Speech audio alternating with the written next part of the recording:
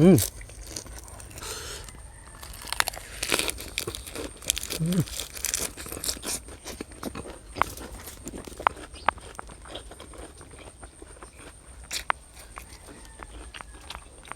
สวัสดีทุกท่านครับจะซ่องลงสุขสาแนลมาทุกคนมากินแหนมแล้วกัน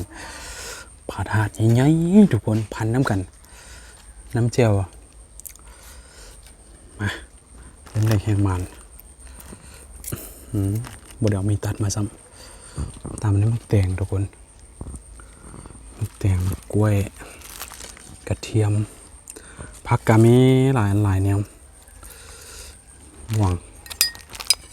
ตักน้ำเจลลาดใส่ทุกคน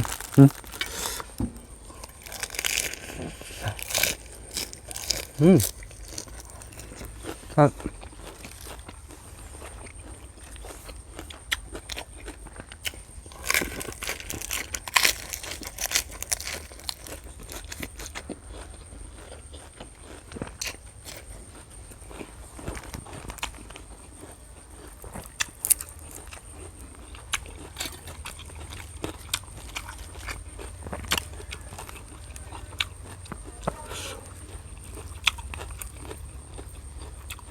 ใส่ปุ้น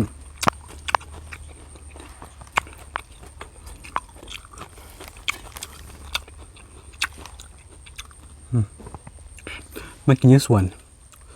ต้นหมักม่วงมักมีหมักม่วงใครอยากได้สั่งได้ทุกคนมีพร้อมส่ง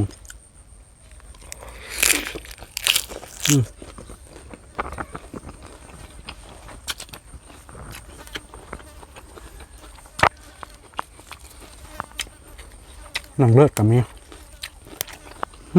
หนังวันน่ะ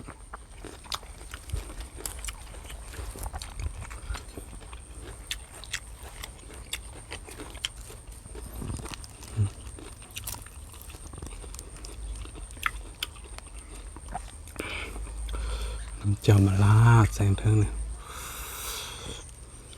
ทุกคนไป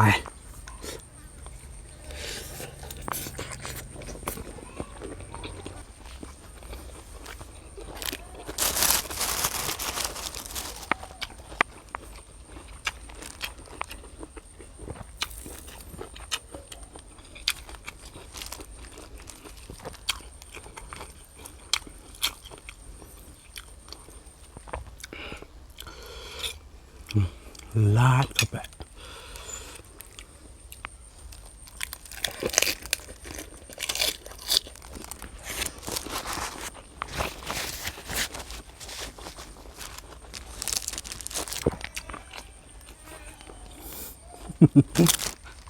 ใส่